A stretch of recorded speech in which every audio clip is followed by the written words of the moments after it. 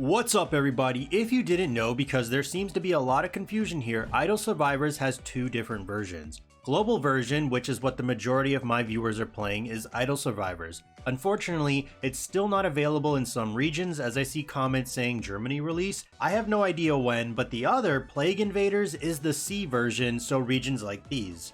They are the same game, but it does look like Plague Invaders gets updates quicker, so that's good for us because we can prepare ahead of time. Currently, that version has two heroes Idle Survivors does not yet have, so I will be showcasing them, going over their skills, if they will fit in the current meta, and my final thoughts. Let's get it.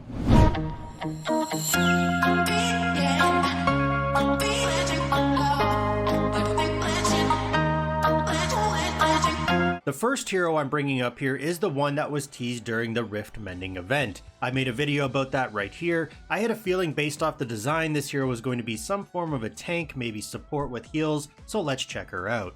Also, a nice player with the Discord name Tope allowed me to jump onto his Plague Invader account. This is beneficial to us because you will see later when I made my own, I don't own the heroes, so unless they have the Interstellar up, I can't really test them and see the numbers. Shout out to him, Christopher, and his two kids, John and Cleric. Nice person, I remember playing a game with him many years ago. Unfortunately, his right now is only 5 stars, so performance-wise, I have no idea. So Lady of Victory is going to be the hero's name, and she will be from the Imperial Legion faction, a tank class featuring Petrify and Block. Bringing up her skills, her ultimate, Dominating, has the new debuff Petrification. She uses her Medusa shield to deal damage and apply that Petrify debuff to the target directly in front and the enemies on both sides. If the enemy, or I'm assuming enemies, are under the stiffness status, which I'll get into, Petrification lasts longer. So you can see here, Petrification renders the enemy unable to take action or regenerate health. Take action, I'm assuming, means move, because if you know anything about Medusa, if you look at her, she turns you to stone, so that's what I think they mean. So not only will they be unable to take action, but regenerate health, so if they're low HP and this ultimate happens, I'm assuming if a healer heals them, it will have no effect. I'm not sure if this is for self-regeneration, like how Soul Guardian does with this passive right here, Soul Drain, recovers HP, or regeneration due to support heals, say from Coral Diva, with her ultimate Coral Zone, recovering HP over time, but I'm assuming it's for all forms. This is going to be a very good counter to the heavy healer setups. Moving over to the next skill, Invincible Thrust, does multiple strikes dealing damage and applying the stiffness debuff that was mentioned in her ultimate to extend the petrification status, and restores HP based on the enemy's disability stacks. I'm assuming this will be applied from one of her other skills. She's going to be immune to damage during this, but can be interrupted, which that kind of sucks, unfortunately. There is a lot of heroes with CC, which is crowd control skills in this game, especially some of the more popular heroes like Sublime Spear, Lord of Thunder, Holy Bishop, etc. So looking down here, the stiffness status, sometimes I call it a debuff, applies a reduction in movement speed and attack speed. Very strong, as this will slow down basic attacks, which slows down their energy gain to get to their ultimate, overall damage, and ability to move around the battlefield. Next is Victory Spear. Uses a long spear to do damage in a frontal linear area, this just means a straight line, and adding 1 stack of disability, which was the debuff mentioned in the last skill. The more of these stacks, the more she will heal with Invincible Thrust. So looking down here, it says Cripple. Maybe this was supposed to say disability, or maybe they're not the same thing. Usually when you see skills and they mention a debuff, it is listed below.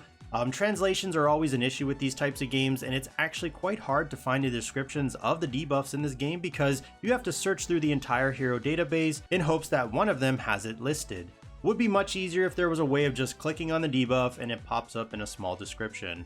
Let's just assume for now this is what disability does. So it's a damage over time debuff, in each action by the user, a 10% chance for a damage effect to trigger, and at 3 stacks, the user becomes rooted. So this is pretty interesting. I'm not entirely sure if this is what disability does. This does kind of sound like cripple. Disability to me means like they can't attack, but maybe rooted means that as well. And finally, we have Defensive Stance. Enters this stance at the beginning, it lasts for 6 seconds, and enters again every 4 seconds. Further leveling this up through the player ascension stars increases the block chance and the block reduction. We do not have the values here. Defensive Stance has a 30% chance to block basic attack, which reduces that damage by 30%. I don't see anywhere listed the chance this goes up to after level 2 and 3, but this will make her a very tanky frontline hero.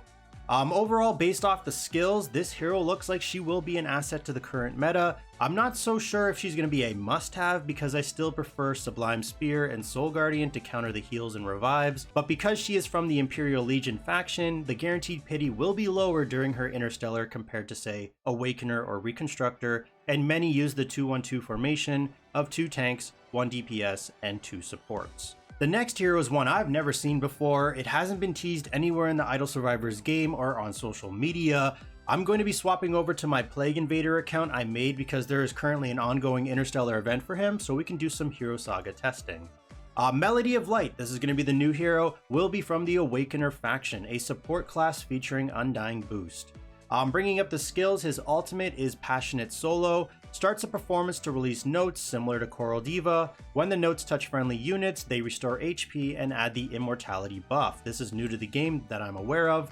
The notes also do damage when they touch enemy units and add 1 random stack of the 3-tier debuff. So the 3-tier debuff is listed a lot in this game. Most notably, you may know from Justice Angel's ultimate. It's also on certain exclusive toys. But yeah, there's just a bunch of debuffs listed. Looking down here, Immortality retains 1 HP and cannot die when active.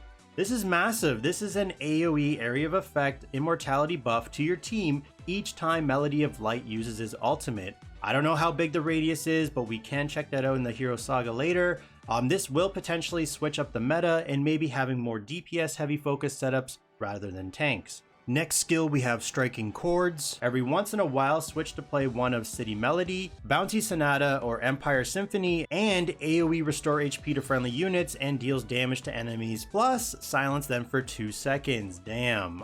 So silence is going to be big here. Unable to use skills for the duration, and at level 3, extends this by 2 seconds. I mean, 4 seconds of AoE silence, I mean, that sounds broken. So what City Melody does is it increases depth of your surrounding heroes, and adds a chance of the bleeding debuff on their basic attacks.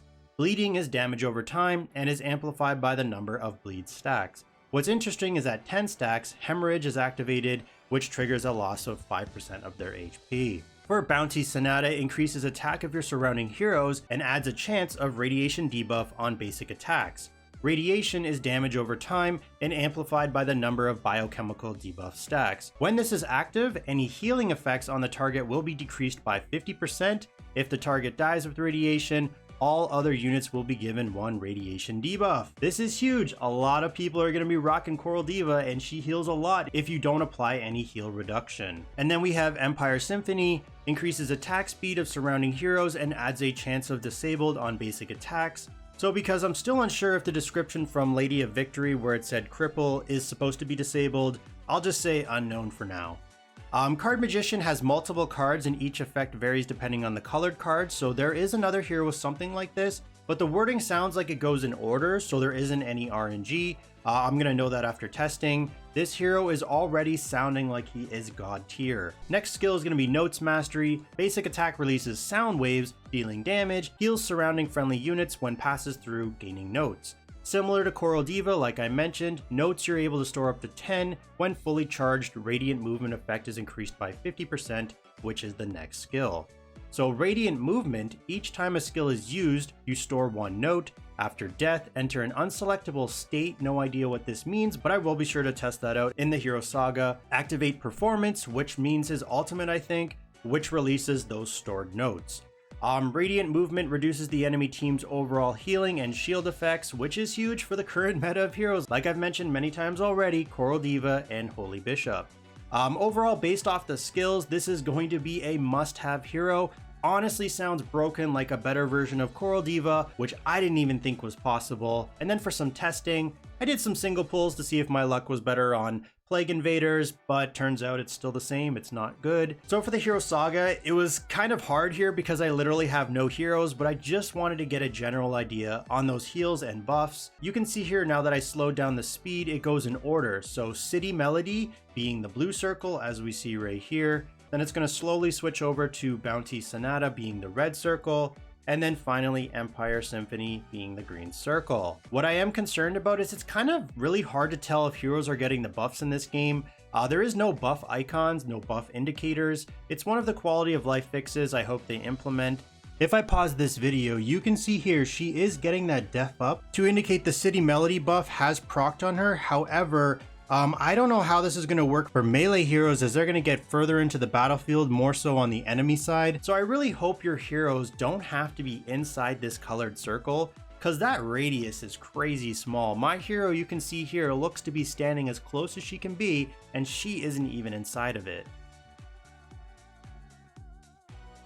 You can see here, if I pause once again, he seems to have died, triggering that unselectable state that I mentioned earlier on his passive, and it released his ultimate. But ending the video here, I think Lady of Victory will be coming first to Idle Survivors. I'm hoping sometime this month, because Global was, I think, at the end of June, so it's been at least a month plus, and I'm still awaiting that big update following the launch. As for Melody of Light, that hero might take some time to get into the game, but it also depends how fast the devs are working. Let me know down in the comments what you think of these two heroes on the way. As always, thanks for watching, and stay tuned for the next one.